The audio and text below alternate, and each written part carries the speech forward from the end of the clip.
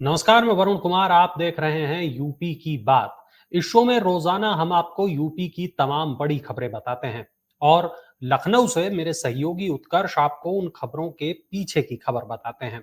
आज के शो में कई बड़ी खबरें हैं, लेकिन शो की शुरुआत करेंगे अयोध्या रेप केस से। उत्कर्ष मेरे साथ जुड़ चुके हैं। उत्कर्ष, बहुत स्वागत है आपका। धन्यवाद वरुण। और मुझे लगता है कि कई सारी अपडेट हैं, लेकिन सबसे बड़ी खबर अयोध्या की है। हमारे तमाम दर्शक वो टाइटल देख चुके होंगे और शायद हम वहीं से जी, आज चर्चा शुरू करेंगे। बिल्कुल। आज की पहली खबर अयोध्या मामले को ही रखा है, क्योंकि इस खबर पर लगातार चर्चा हो रही है।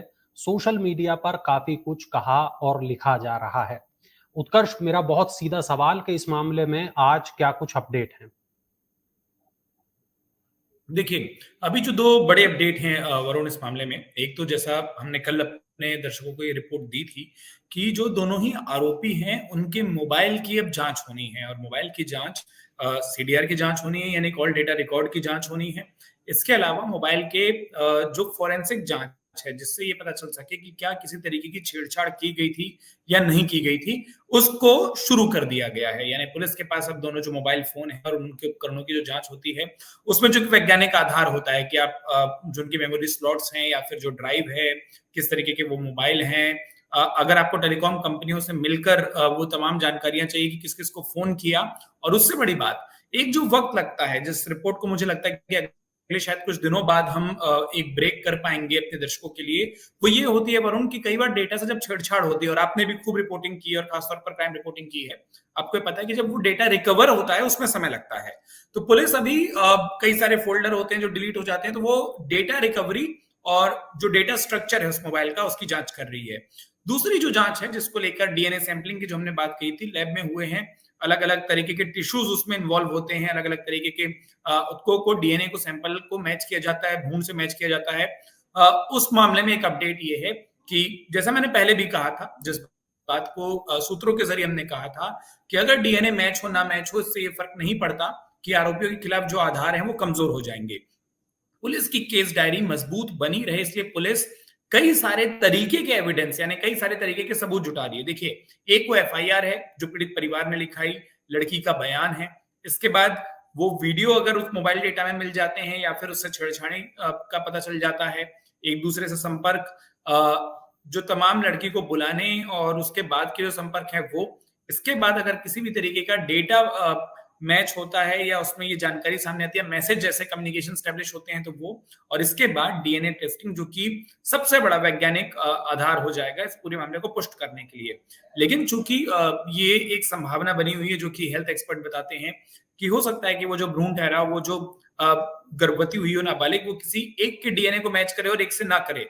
लेकिन इससे सत्यापित नहीं होता, क्योंकि मामला पुराना है, 3 महीने पुराना एक केस है, तो जरूरी नहीं कि दोनों के डीएनए उस तरीके से मैच हो जाए, किसी एक के होंगे। लेकिन जो आरोपियों की आपसे बयान है और आपसे लिंक है, उससे पुलिस इस मामले में अपनी जो एक तरीके से आप कह लीजिए कि जो नकेल है आरोपियों पर, वो बेहतर तरीके से कस पाएगी वरुण। उत्कर्ष, इसी चीज को लेकर एक मेरा सवाल यह है कि लड़की की उम्र को लेकर भी कई तरीके की बातें चल रही हैं। मैं चाहता हूं कि आप हमारे दर्शकों को उस पर भी स्पष्टता दें। देखिए, ये बात सच है कि पीड़िता की उम्र को लेकर कई तरीके की बातें चल रही है, लेकिन वैधानिक तौर पर एक बात कहें ना वरुण, तो जो भी उम्र के कंट्रोवर्सी चल रही है, हुआ ये कि जो अक्सर होता है, हम गांव देहात या ऐसे इलाकों में देखते हैं कि जो पहली रिपोर्ट आती है वो अमूमन, आपने पीड़िता को देखा, उसके हाव भाव, शक्लो सूरत और हाइट को देखकर आपने मान लिया कि वो इतने साल की है।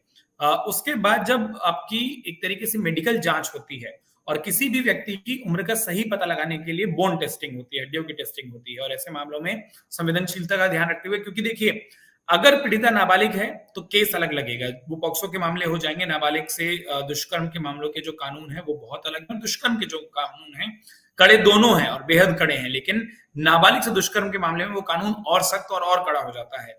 इसलिए जांच की गई।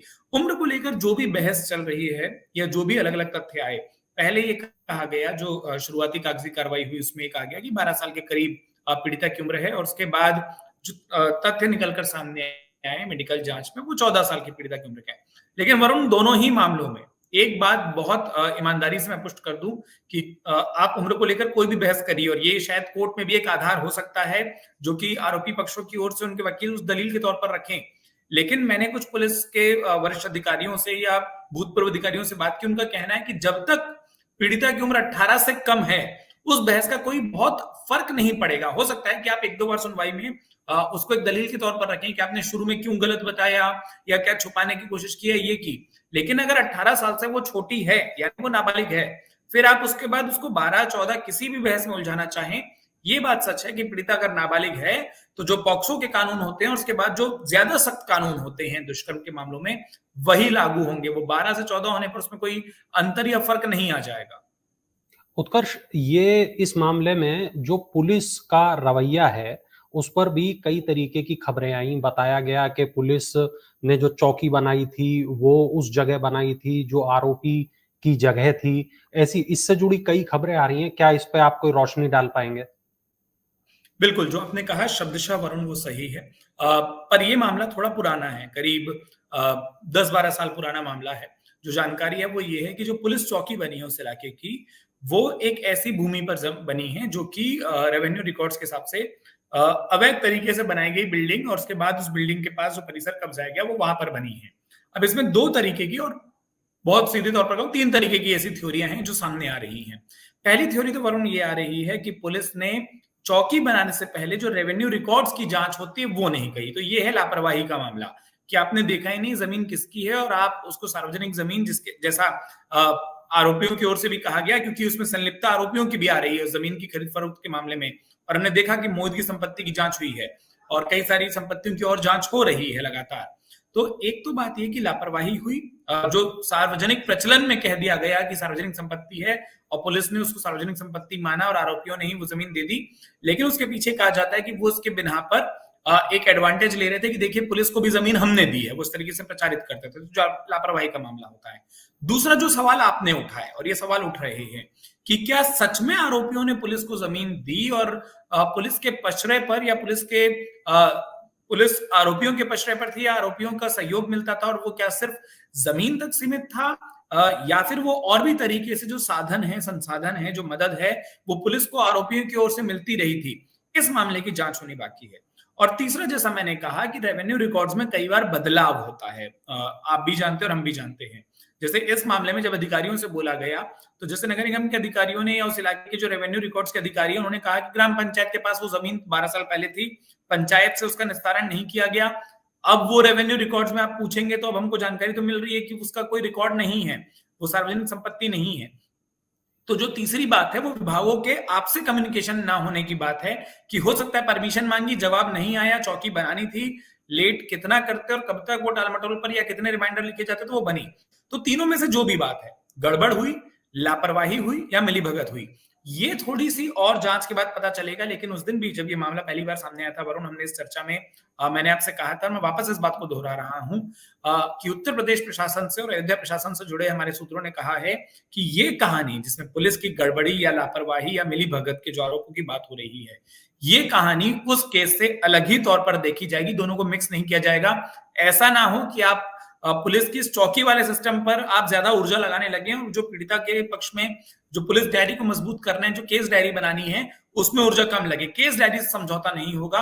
पहली प्राथमिकता बहुत स्पष्ट है अयोध्या पुलिस के लिए कि वो इस केस में मजबूती से जो पूरी चार्जशीट तैयार करे और जब तक ये कोर्ट में केस जाए और जो दलील रखी जाए वो मजबूत होनी चाहिए। उत्कर्ष, जो पीड़ित बच्ची है वो शायद अभी लखनऊ में है। अभी हाल फिलहाल में उसको गर्भपात की इजाजत मिली, वहां पर उसका इलाज चल रहा है अभी। तो उसकी क्या स्थिति है, मैं चाहूंगा एक बार वो भी आप बताएं। देखिए, बुधवार को गर्भपात हुआ है। डॉक्टरों की एक पूरी एक पैनल बना था, एक टीम बनी थी और उसमें महिला डॉक्टर और स्वाभाविक रूप से जो सीनियर डॉक्टर हैं उनके नेतृत्व में उस पूरे ऑपरेशन को अंजाम दिया गया। और सबसे बड़ा 2 चैलेंज थे उसमें। एक तो 3 महीने का भ्रूण था। अमूमन 3 महीने का जो भ्रूण होता है, ऐसा नहीं है कि उसको नहीं निकाला जा सकता या गर्भपात उस कंडीशन में नहीं किया जा सकता, लेकिन जो उम्र थी करीब 14 साल की जो बताई जा रही है और जिसके कारण आपने जो पहला सवाल पूछा था कि मेडिकल जांच में जब उम्र में एक अंतर आया, तो तो उस उम्र में इस तरीके का मेजर ऑपरेशन करना, शरीर से पूरे के पूरे फीटस को, भ्रूण को बाहर निकालना और उसके बाद उस लड़की की रिकवरी, ये एक चैलेंज था डॉक्टरों के सामने। और दूसरा, इसमें आपके पास समय भी कम था, आप उसके लिए बहुत प्रिपेयर करते मानसिक तौर पर, शारीरिक तौर पर, लेकिन वो भी भ्रूण भी विकसित होता रहता। उस लड़की ने जो कुछ सहा है, उसके बाद एक ऑपरेशन होना, और कई बार वो एक मेंटल ट्रॉमा होता है, तो जो साइकोलॉजिस्ट होते हैं वो भी इस मामले में मदद करते हैं। तो वो एक चैलेंज था। इन दोनों चैलेंजों को डॉक्टरों की टीम ने बखूबी पार पाया। सफल ऑपरेशन हुआ और ऑपरेशन के बाद जो मेडिकल बुलेटिन जारी हुआ उस पीड़िता का, उसमें बताया गया कि उसकी हालत बेहतर है, ऑपरेशन सफल रहा है और अब वो रिकवर कर रही है। तो 2 दिन हुए हैं ऑपरेशन हुए, अभी भी जैसा आपने बोला कि हाँ, वो लखनऊ में ही है और वो जो रिकवरी मोड है वो चल रहा है।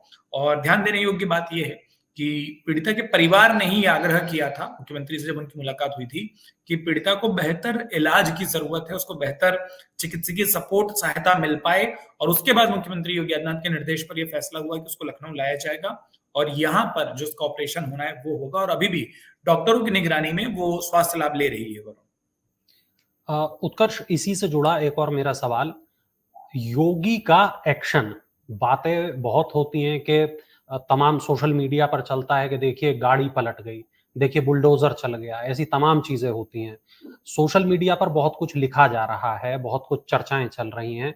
उन चर्चाओं से इतर, आप चूंकि ग्राउंड पर हैं, मैं बहुत सीधा सवाल करूंगा, सरकार की तरफ से क्या कुछ एक्शन अभी तक लिए गए हैं? देखिए, पहले तो इसको मैं विस्तार से बता दूं, लेकिन जो हमारे दर्शक अभी जुड़े हैं, इस पर एक आज स्पेशल रिपोर्ट भी हमने फाइल की है। हमारे जो उत्तर प्रदेश पर वो रिपोर्ट मिलेगी कि कैसे मुख्यमंत्री योगी आदित्यनाथ के इस मामले पे खुद ध्यान देने के बाद चीजें बदली। और वरुण, ये बात सही है, मतलब इसको स्वीकारने में कोई कोताही नहीं होनी चाहिए। 28 जुलाई की ये घटना है। 28 जुलाई की देर रात को वो पीड़िता पहली बार दर्द से उसको परेशानी होती है, वो अपने परिवार के सामने इस तरीके के दर्द को जाहिर करती है। उसको जब अस्पताल ले जाया जाता है, डॉक्टर जांच करते हैं, तब वो बताते हैं कि अरे ये तो गर्भवती है। और उसके बाद इस मामले में परिवार पूछता है कि आखिर ये स्टेज कैसे आए, परिस्थिति कैसे उत्पन्न हुई। फिर वो अपने साथ हुए उस पूरे कृत्य को बताती है और तब पुलिस रिकॉर्ड में पहली बार वो एफआईआर लिखी जाती है, वो शिकायत लिखी जाती है। लेकिन उसके बाद विधानसभा का सत्र शुरू होता है अगस्त के शुरुआती हफ्ते में, पहले ही हफ्ते में। विधानसभा सत्र के आखिरी दिन लॉ एंड ऑर्डर के विषय पर बोलते हुए योगी आदित्यनाथ इस केस के बारे में जानकारी पटल पर पहली बार रखते हैं। वो समाजवादी पार्टी पर हमला करते हुए भले ही रखते हैं, लेकिन जब उन्होंने इस मामले में कहा तो कुछ एक सवाल समाजवादी पार्टी की ओर से उठने की कोशिश हुई थी। और तब मुख्यमंत्री योगी आदित्यनाथ ने यह स्पष्ट कर दिया था कि इस मामले में कोई कोताही नहीं बरती जाएगी। और यहां से जो आप सवाल पूछ रहे हैं उसका इंपैक्ट दिखाई देता है कि कैसे मुख्यमंत्री योगी आदित्यनाथ के खुद इस केस को टुकअप करने के बाद, यानी खुद इस केस पर ध्यान देने के बाद, सबसे पहले कुछ पुलिस कर्मियों को अयोध्या में लापरवाही के लिए निलंबित किया जाता है कि ये सब कुछ हो गया और उनको पता क्यों नहीं चला, जिसमें वो जमीन की मिली भगत, वो बेकरी का अवैध रूप से चलना भी शामिल है। जिस बुलडोजर एक्शन की आपने बात पूछी, हमने तस्वीरें देखी कि मोहित की उस बेकरी पर बुलडोजर चले हैं। उसके बाद मुख्यमंत्री योगी आदित्यनाथ पीड़िता के परिवार से मिलते हैं। थोड़ी देर पहले मैंने आपको बताया कि परिवार बेहतर सुविधा की मांग करता है, उसके अलावा सुरक्षा की मांग करता है, और दोनों ही चीजों को पूरी करने का वादा किया जाता है। सीएम अयोध्या जाते हैं। अयोध्या में वो बड़े अधिकारियों के साथ, वरिष्ठ अधिकारियों के साथ एक मीटिंग करते हैं और उस बैठक में भी वरुण, ये तय होता है कि इस केस में पुलिस की जो केस डायरी है वो कमजोर नहीं होनी चाहिए। और उसके बाद डीएनए सैंपलिंग आती है। और आपको याद होगा तो विपक्ष डीएनए सैंपलिंग को एक मुद्दा बना रहा था। विपक्ष ने ये कहा था कि आप डीएनए सैंपल लीजिए, आप डीएनए मिलान करिए। आपको याद होगा कि सपा प्रमुख अखिलेश यादव तक ने ये बात कही थी कि डीएनए की जांच होनी चाहिए। उसके बाद उनकी पार्टी के कई नेताओं ने, विधायक, सांसदों ने इस मांग को रखा था कि डीएनए की जांच होनी चाहिए, डीएनए सैंपल आप लीजिए और मैच करिए। सरकार ने ये भी किया। जो थोड़ी देर पहले मैंने आपको बताया कि मोबाइल का सीडीआर और फोरेंसिक जांच हो रही है, वो भी किया। मुख्यमंत्री के इंटरवेंशन के बाद एक चीज जो तय की गई वो ये थी कि इस केस की पुलिस की डायरी होगी, यानी केस डायरी होगी, जो पुलिस चार्जशीट बनाने से पहले केस डायरी बनाती है, फिर चार्जशीट बनाती है उसकी बिना पर, उसमें कोई भी कोताही या लूप होल नहीं आएगा। हर तरीके का पॉसिबल एविडेंस, यानी हर तरीके का मुमकिन सबूत, साक्ष्य पुलिस प्रस्तुत करेगी और इन लोगों को एक तरीके से घेरा जाएगा, इन आरोपियों को। इसके अलावा इतना ही नहीं कि सिर्फ अयोध्या रेप केस, अगर इन आरोपियों का कोई क्रिमिनल रिकॉर्ड है, मुख्यमंत्री योगी आदित्यनाथ ने अयोध्या की मीटिंग में स्पष्ट किया था कि मामले की जांच तो बिल्कुल प्राथमिकता पर हो, लेकिन आरोपियों के नेक्सस की भी जांच हो। और उसके बाद जो मैंने आपसे थोड़ी देर पहले कहा कि मोहित खान हो या राजू हो, उनकी जो प्रॉपर्टीज हैं या उनके आसपास से जुड़े जो लोग हैं, वो जिन भी तरीके की संलिप्तता उनकी जिन जिन चीजों में रही है, उसकी भी जांच हो रही है। और बेकरी पर बुलडोजर चलते हमने देखा है, और संपत्तियों की जांच हो रही है कि क्या वो सही तरीके से, लीगल तरीके से, वैध तरीके से खरीदी गई, या उसमें किसी तरीके का अवैध अतिक्रमण, खरीदारी, खरीद फरोख्त शामिल है। और अगर वो है तो उस पर भी कार्रवाई होगी।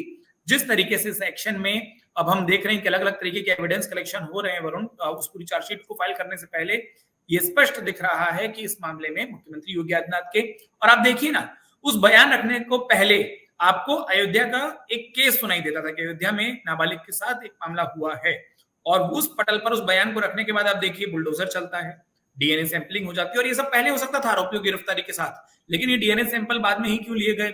लड़की को उसके बाद ही लखनऊ क्यों लाया गया? 3 महीने का भ्रूण हो चुका था, उसके बाद ही क्यों मोबाइल सीडीआर खंगाले गए, जबकि गिरफ्तारी के बाद भी खंगाले जा सकते थे? साफ दिख रहा है, जो आपने सवाल पूछा, कि मुख्यमंत्री योगी आदित्यनाथ का इम्पैक्ट या इंटरवेंशन, या आप उसको कह लीजिए कि उनका इस केस पर स्पष्ट निर्देश जाने के बाद कैसे ये पूरा मामला बड़ा हुआ है। बिल्कुल। चलिए उत्कर्ष, अब बरेली की तरफ चलते हैं, जहां महिलाओं की हत्या करने वाले सीरियल किलर को गिरफ्तार किया गया है। एसएसपी अनुराग आर्य के मुताबिक आरोपी की मानसिक स्थिति ठीक नहीं है। उसने 6 कत्ल, जी हां, 6 कत्ल कबूल किए हैं। पूछताछ में यह भी पता लगा है कि वो महिलाओं से पहले रेप की कोशिश करता था। महिलाएं विरोध करती थी तो उनकी हत्या कर देता था। उत्कर्ष, मैं चाहूंगा इस खबर को आप थोड़ा विस्तार से बताएं और ये भी बताएं कि आरोपी को आखिर पकड़ा कैसे गया। देखिए, आरोपी को पकड़ने के मामले में तो वरुण, ये मानकर चलिए कि बरेली पुलिस को शायद हमको एक तरीके से साधुवाद देना चाहिए।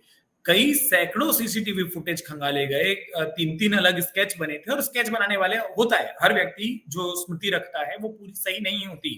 तो जो तीनों स्केच थे उसमें आरोपी का चेहरा एक स्केच से दूसरे स्केच मिलान नहीं कर रहा था, अंतर था, लेकिन एक लार्ज पर्सपेक्ट बनाया गया कि ठीक है, मोटा मोटा शक्ल सूरत ऐसी होगी, मोटा मोटा हाव भाव इतना होगा, या इस तरीके की कदकाठी होगी। और जो पूरे के पूरे मामले हैं, जैसा आपने भी कहा कि 11 हत्याएं बरेली में अलग अलग समय में, जो कि मीरगंज सर्किल है, वहां पर हुई थी। आरोपी ने 6 कत्ल की बात अभी तक जो जानकारी आ रही है कि प्राइमा फेसी इन्वेस्टिगेशन में और प्राइमा फेसी जो पूछताछ होती है उसमें स्वीकार की है। 22 टीमें लगी थी बरेली पुलिस की, जो आप पूछ रहे हैं कि कितना बड़ा मामला है या कैसे गिरफ्तार हुआ। 22 टीमों को लगाया गया, 600 सीसीटीवी कैमरे लगाए गए थे, और 1500 फुटेज, इन 600 सीसीटीवी कैमरों के अलावा 1500 फुटेज जो बाकी जगहों के कैमरे होते हैं या इनमें जो रिकॉर्ड हुए, उसको खंगाला। महाराष्ट्र में एक टीम गई थी बरेली पुलिस की, जो कि सीरियल किलर के मामलों में, और क्योंकि महाराष्ट्र में ऐसे मामले ऐतिहासिक रूप से सामने आ चुके हैं, उनको कैसे, उनके पैटर्न को कैसे स्टडी किया जाए, उनको कैसे पकड़ा जाए, कैसे घेरा जाए, इसको लेकर किया गया। इस साल 2 जुलाई में एक हत्या हुई थी, और उसके बाद ये जांच तेज हुई, वो 11वीं हत्या मानी जाती है। जो आप पूछ रहे थे, इसके बाद अब आपको नफरत वाली बात जो आपने भी कही ना कि क्यों होती है, 10 साल पहले बताया जाता है कि आरोपी जो कुलदीप है उसकी शादी हुई थी, और उसकी निजी जिंदगी ठीक नहीं थी। उसकी पत्नी ने उसको छोड़कर एक दूसरी शादी कर ली। उसकी ये बताया जाता है कि उसकी एक सौतेली माँ भी थी। वो सभी लोग, तो घर परिवार में चीजें ठीक नहीं थी, पत्नी, माँ, हर तरीके से, और इसके कारण वो महिलाओं से नफरत करने लगा। हम क्यों साइको किलर कह रहे हैं, ये समझना हमारे दर्शकों के लिए जरूरी है कि हमने इसलिए कहा क्योंकि वो महिलाओं को लेकर एक रोष रखने लगा था, और जैसा आपने कहा कि वो महिलाओं के साथ दुराचार करने की कोशिश करता था, और असफल रहने पर यह पता चलता है कि वो महिलाओं के ही जो कपड़े होते हैं, वो दुपट्टा हो, वो साड़ी का पल्लू हो, वो साड़ी का हिस्सा हो, उससे ही उसी को हथियार बनाकर महिलाओं का गला दबाकर उनकी हत्या कर देता था।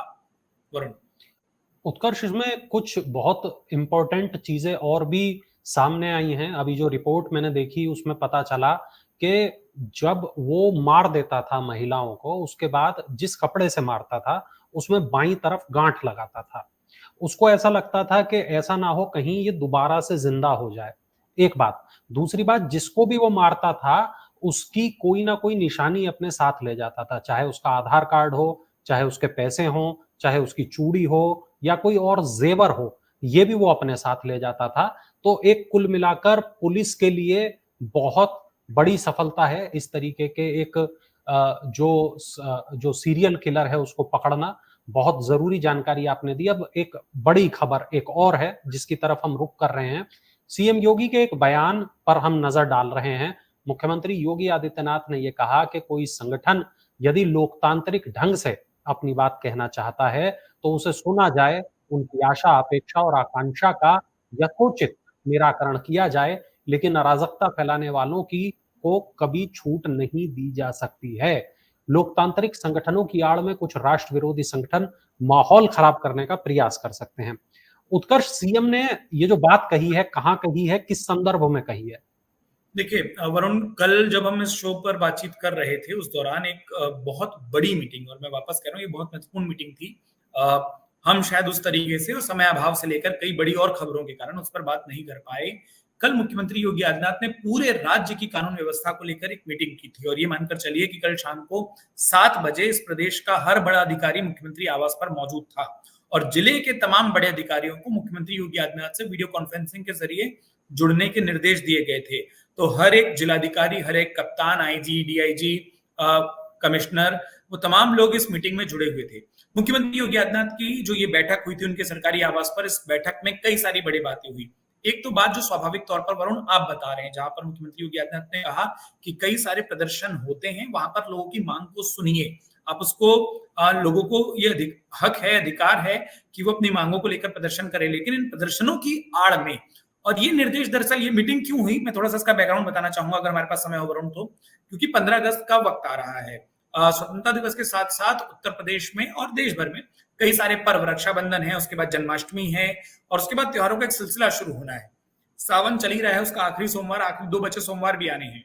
ऐसे में मुख्यमंत्री योगी आदित्यनाथ का कहना था कि ऐसे समय पर कोई न्यूसेंस क्रिएट नहीं होना चाहिए। हमने इस देश में देखा है कि किस तरीके से किसान आंदोलन से लेकर कई आंदोलनों के समय पर, राष्ट्रीय पर्वों के समय पर उन आंदोलनों की तस्वीर कैसी और अलग दिखाई दी है, तो एक वो चीज ना आए।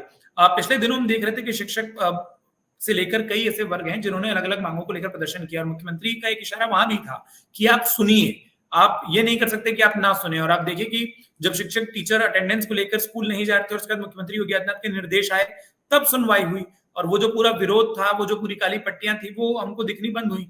तो एक तो बात उन्होंने ये कही। दूसरी बात उन्होंने एक बहुत महत्वपूर्ण कही कि उत्तर प्रदेश में आपको लॉ एंड ऑर्डर को लेकर हर तरीके से ध्यान देना इसलिए भी जरूरी है क्योंकि अब उत्तर प्रदेश पुलिस भर्ती परीक्षा होने वाली है इस महीने के अंत में। इतनी बड़ी परीक्षा है, पिछली बार वो लीक हो चुकी है, कोई गड़बड़ी ना हो। अगर लॉ एंड ऑर्डर को लेकर कप्तान से लेकर जो पुलिस फोर्स के या जिलों के जो बड़े अधिकारी हैं वो अगर अलर्ट रहेंगे, तब जाकर कहीं हम इस परीक्षा को अच्छे तरीके से इसका निर्वहन कर पाएंगे। तीसरी बात मुख्यमंत्री ने जो दोहराई, जो हमारी आज की सबसे बड़ी खबर से जुड़ी हुई है वरुण, अयोध्या केस से, उन्होंने कहा कि प्रदेश की एक भी महिला, एक भी बेटी, एक भी बहन के साथ दुराचार नहीं हो सकता, ये स्वीकार नहीं किया जाएगा। महिला अपराधों पर आप कठोर रहिए, कड़े रहिए, तेजी से जांच करिए और महिला अपराध ना हो। सबसे बड़ी बात तो यह कि ये सुनिश्चित करिए, ऐसा वातावरण पैदा करिए। तो उस मीटिंग में भी नाम नहीं लिया गया, लेकिन अयोध्या केस का जिक्र आया, उसको एक उदाहरण के तौर पर रखा गया। इसके अलावा रक्षाबंधन आ रहा है, कोई भी ऐसी घटनाएं ना हो, सार्वजनिक तौर पर हम देखते हैं कि उस दिन बड़ी संख्या में महिलाएं अपने अपने भाइयों के घर जाती हैं, तो महिलाओं की जो ट्रेवल है, जो उनका मूवमेंट है, जो उनका आवागमन है, वो ज्यादा होता है। तो उन्होंने कहा कि उस दिन सार्वजनिक परिवहन के साधनों पर खूब ध्यान देना होगा, क्योंकि महिलाएं सफर करेंगी, उनको हमको एक अच्छा माहौल देना होगा। तमाम जो त्योहार पर्व आ रहे हैं उस दिन भीड़ भाड़ होती है, तो वो भीड़ मैनेजमेंट, तो लॉ एंड ऑर्डर की एक बड़ी बैठक थी। मूल रूप से जैसा आपने कहा, सिर्फ वो किसी तरीके के धरना प्रदर्शन पर आधारित एक बयान नहीं आया, वो त्योहारों पर आया, वो पुलिस परीक्षा को लेकर आया, वो 15 अगस्त को लेकर आया, वो सुरक्षा की दृष्टि से आया, और सबसे बड़ी बात वो महिला सुरक्षा की दृष्टि से आया अयोध्या केस के बाद। और जैसा हमने शुरू में भी डिस्कस कर लिया कि खुद मुख्यमंत्री योगी आदित्यनाथ महिला सुरक्षा से जुड़े मामलों पर कोई कोताही नहीं चाहते हैं। ठीक। श्री कृष्ण जन्मस्थान और शाही मस्जिद ईदगाह मामले में सुप्रीम कोर्ट में जन्मभूमि संबंधी 2 पक्षकारों की ओर से अलग अलग कैविएट दाखिल की गई है। श्री कृष्ण जन्मभूमि मुक्ति न्यास के अध्यक्ष महेंद्र प्रताप सिंह ने सुप्रीम कोर्ट में कैविएट दाखिल कर दी है। वहीं श्री कृष्ण जन्मभूमि मुक्ति निर्माण ट्रस्ट की ओर से आशुतोष पांडे ने कैविएट दाखिल की है। उत्कर्ष, ये क्या मामला है? देखिए, सबसे पहले बहुत आसान शब्दों में, और मेरे ख्याल से शायद आप समझते हो, लेकिन हमारे दर्शकों के लिए, और हमारे कई दर्शक भी हो सकते हैं समझते हो, कैविएट क्या होती है, मैं यहां से शुरू करना चाहता हूं।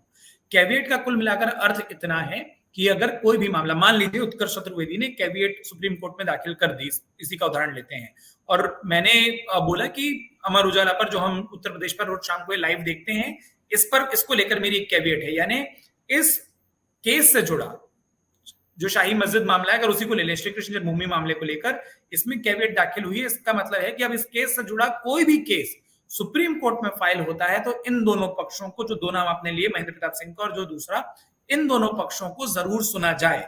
यानी कोई भी केस जो श्री कृष्ण जन्मभूमि या शाही मस्जिद से जुड़ा होगा, उस मामले में ये दोनों ही पक्ष अपने आप पार्टी बन जाएंगे, और कोई भी फैसला सुनाने से पहले या कोई भी केस सुनने से पहले इन दोनों पक्षों को भी कोर्ट की ओर से नोटिस जाएगा कि ऐसा एक मामला आया है और आप भी अपनी दलीलें इसमें पेश कर सकते हैं।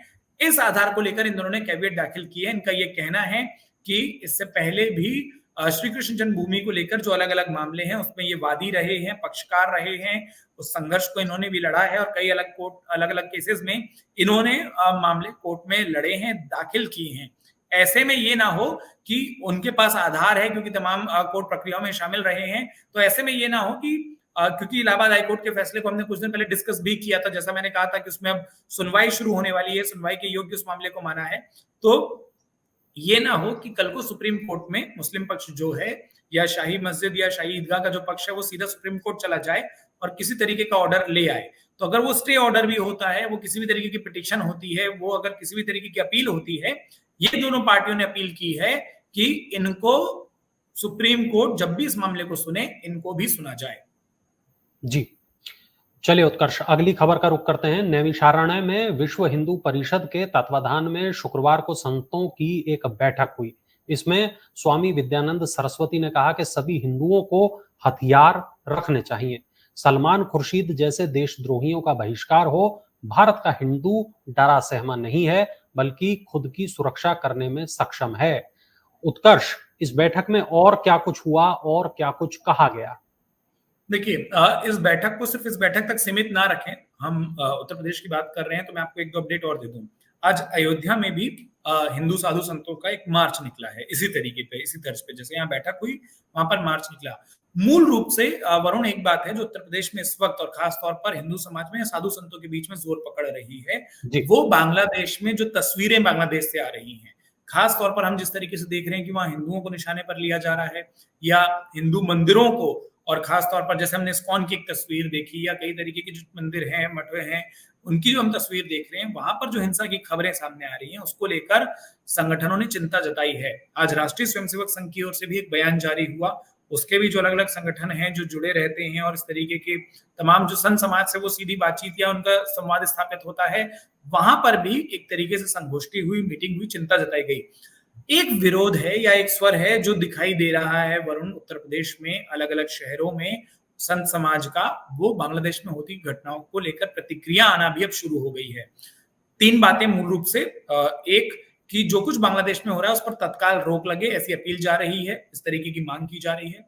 दूसरा, जो वहां पर हिंदू प्रभावित हो रहे हैं, उनके जो हालात है, जो डरे हुए हैं, कुछ एक संगठन ऐसे हैं जो कि उनके लिए मांग कर रहे हैं कि उनको रियायत दी जाए, सहायता दी जाए।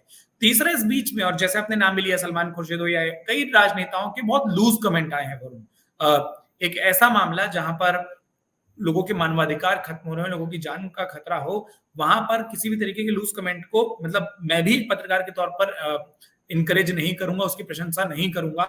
तो इन संगठनों ने भी कहा कि पहले तो इस तरीके के कमेंट जिसने किए वो माफी मांगे, उस तरह के कमेंट ना दिए जाएं। तीसरा, यह भी कहा गया कि भारत सरकार को हिंदुओं की रक्षा के लिए, क्योंकि वो माइनॉरिटी है वहां पर, उनके अधिकार नहीं बच रहे हैं, और हम अपने देश में जिस तरीके से माइनॉरिटीज के साथ मिलकर रहते हैं, एक एग्जाम्पल वहां सेट और ना हो रहा हो, तो कम से कम भारत सरकार इस मामले में माइनॉरिटी की रक्षा के लिए इंटरवीन करे। ये मोटा मोटा तौर पर उत्तर प्रदेश के अलग अलग शहरों में, मेरठ में भी मुझे जानकारी मिली है कि कुछ एक संगठनों ने इस तरीके की मांग की है। अयोध्या मैंने आपको बताया, नैमिषारण्य की बात की, कल हम काशी को लेकर चर्चा कर ही चुके थे। तो लगातार अब जो बड़े इलाके हैं, मुझे लगता है कि अगले कुछ दिनों में शायद प्रयागराज या चित्रकूट, जहां पर संत होते हैं, क्योंकि चित्रकूट भी एक बड़ा तीर्थ स्थल है और प्रयागराज भी और मथुरा भी है, वहां से भी इस तरीके की तस्वीरें या मांगे या संगठनों की ओर से जो मांग पत्र है वो हमको देखने को मिल सकता है। जी उत्कर्ष, प्रयागराज रेलवे भर्ती बोर्ड की डीजीसीआई का पेपर लीक मामले में सीबीआई ने राजस्थान और यूपी में 11 ठिकानों पर छापेमारी की कार्रवाई की। सीबीआई की टीमों ने प्रयागराज, नोएडा, अलीगढ़, मथुरा, चित्रकूट, राजस्थान के जयपुर, भरतपुर, करौली, अलवर, सवाई माधोपुर में एक साथ छापा मारा। उत्कर्ष, ये जो छापेमारी की कार्रवाई हुई, इसमें क्या कुछ मिला है? देखिए, अभी तक जो डिटेल है वो आनी बाकी है, लेकिन ये क्यों राजस्थान में हुआ थोड़ा सा मैं ये समझा देता हूँ, क्योंकि लोगों को लग रहा होगा कि उत्तर प्रदेश का मामला है। दरअसल इस मामले में जो सीबीआई ने नामजद किए थे आरोपी, जो शुरुआती धरपकड़ हुई थी और उसके बाद कुछ आरोपियों के बारे में पता चला था, उसमें भरतपुर के भूप सिंह, वेगराज, महावीर सिंह, प्रीतम सिंह, अलवर का जितेंद्र कुमार मीणा, सवाई माधोपुर का प्रमोद कुमार मीणा, टोंक का हंसराज मीणा, अलीगढ़ का धर्मदेव, करौली का प्रशांत कुमार, जयपुर में रेलवे के ही उत्तर पश्चिम कार्यालय में मुख्य अभियंता कार्यालय में काम करने वाले मान सिंह और नोएडा का एक पार्सल पोर्टर, इनके नाम शामिल थे।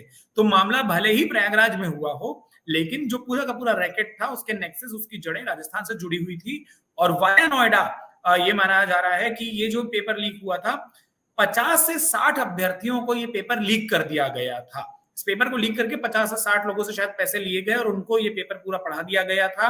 2021 6 अगस्त का ये मामला है और विजिलेंस की जांच में पता चला था कि गड़बड़ हुई है और उसके बाद सीबीआई को ये पूरा मामला गया था। तो अब जो छापे पड़े हैं उसमें दरअसल की क्या पेपर का कोई ब्लूप्रिंट है, कोई सॉफ्ट प्रिंट है, क्या कोई दस्तावेज या और भी इस तरीके के नेक्सस में लोग शामिल रहे हों। उसके अलावा एक दूसरे संबंध, कई बार हम देखते हैं कि आरोपियों के पास एक डायरी मेंटेन बड़ी होती है, तो क्या वैसे कोई चीज ना मिले, इसलिए ये पूरा छापा मारा गया है। मुझे लगता है कि जब तक इसकी विधिक प्रक्रिया, और हो सकता है कि इस छापे के जरिए और भी नाम शामिल हो, शायद इसलिए जानकारी, वरना अमूमन एक जानकारी जरूर सार्वजनिक हो जाती है कि क्या कुछ मिला है। अगर अब तक वो जानकारी नहीं दी गई है वरुण, तो उसके दो कारण माने जा रहे हैं कि एक, जो कार्रवाई है उसमें जो कुछ दस्तावेज मिले हैं उनकी जांच पूरी नहीं हुई, या फिर इन छापों के दौरान कोई ऐसे लिंक मिले जिसके आधार पर शायद कुछ और लोगों पर कार्रवाई हो सकती है और इसीलिए क्या कुछ मिला है वो सार्वजनिक नहीं किया जा रहा है। सीएम योगी ने 19 अगस्त को पड़ने वाले रक्षाबंधन पर प्रदेश भर की बहनों को तोहफा दिया है। सीएम ने कहा कि 18 अगस्त की रात से 19 अगस्त की रात तक राज्य सड़क परिवहन निगम की बसों में महिलाओं को निःशुल्क यात्रा की सुविधा मिलेगी। उत्कर्ष, इस बारे में जरूर बताएं ताकि शो देखने वाली जो हमारी तमाम बहनें हैं वो इस योजना का लाभ ले सकें। देखिए, पहली बात, ये कोई नई योजना नहीं है। मुख्यमंत्री योगी आदित्यनाथ इस तरीके की योजनाएं रक्षाबंधन पर, अमूमन हर रक्षाबंधन पर लेकर आते हैं। पिछली बार तो हमने देखा था कि भाई दूज पर भी उन्होंने उनको बढ़ाया था। बहुत सीधी योजना है। उत्तर प्रदेश परिवहन की, आप प्राइवेट बसों को उसमें मत मानिए, उत्तर प्रदेश परिवहन की जो राज्य सरकार की बसें चलती हैं उसमें कोई भी महिला जो उत्तर प्रदेश की निवासी हो वो मुफ्त में यात्रा कर सकती है। यानी कि आप जो बस स्टॉप होते हैं या जो आपके गंतव्य स्थान होते हैं, आप वहां पर जाइए। बहुत ज्यादा अगर आपसे कोई कंडक्टर पूछ सकता है तो वो आपके आधार डिटेल कि आप उत्तर प्रदेश के रहवासी हैं, ये ना हो कि दूसरे प्रदेशों के लोग आकर यात्रा मुफ्त में करने लग जाएं। तो आपका एक आधार कार्ड जिसमें आपका परिचय होगा वो काफी, आपको किसी तरीके का टिकट या रिम्बर्समेंट जैसी चीज नहीं है कि आज आप ले लीजिए और बाद में आपको पैसे वापस हो जाएं या अकाउंट ट्रांसफर हो। तो ये मानकर चलिए कि रक्षाबंधन के दिन, जैसा मैंने थोड़ी देर पहले कहा था और उसको लेकर लॉ एंड ऑर्डर की मीटिंग में भी मुख्यमंत्री ने खुद कहा था कि बहनें खूब ट्रेवल करती हैं, भाइयों के घर जाती हैं। कई बार आजकल सक्षम ये नहीं हो पाता संभव कि हर व्यक्ति ही बहन के घर जाए, कई बार भाई अपनी नौकरी में होते हैं, तो ऐसे में बहनें भी यात्रा करती हैं और परिवार के साथ लोग यात्रा करते हैं। तो जो महिलाएं होंगी, चाहे वो लड़कियां हों, बच्चियां हों या महिलाएं हों, उनकी जो यात्रा होगी वो फ्री होगी। लेकिन हाँ, अगर आप परिवार के साथ यात्रा कर रहे हैं तो जो उसमें पुरुष सहयात्री होंगे आपके, उनका टिकट जरूर लगेगा। तो जो पूरी की पूरी रक्षाबंधन का, और अमूमन हम जो एक शीर्षक पढ़ते हैं या जो उसको इस तरीके से देखा जाता है, या जो सरकार के आप कुछ रक्षाबंधन के दिन बयान भी देखिएगा, वो कुछ इस तरीके के आएंगे कि ये एक भ्रातृत्व प्रेम का तोहफा माना जाता है इसको, कि ठीक है आप सबको बहनें मान रहे हैं और सरकार जो अपनी ओर से एक दिन छूट दे सकती है वो दी जा रही है। वरुण, चलिए, बहुत शुक्रिया उत्कर्ष इस तमाम जानकारी के लिए। उम्मीद है कि हमारा ये शो हमारे दर्शकों को पसंद आया होगा और तमाम दर्शकों से मेरी ये अपील है कि हमारे इस चैनल को जरूर सब्सक्राइब कर लें ताकि हमारी खबरें लगातार आप तक पहुंचती रहें। कल फिर मिलेंगे एक और नए एपिसोड के साथ। तब तक आप बने रहिए अमर उजाला के साथ। अगर आप ये वीडियो YouTube पर देख रहे हैं तो हमारे चैनल को सब्सक्राइब करें और बेल आइकन को दबाना ना भूलें। अगर आप Facebook पर ये वीडियो देख रहे हैं तो हमारे पेज को लाइक करें।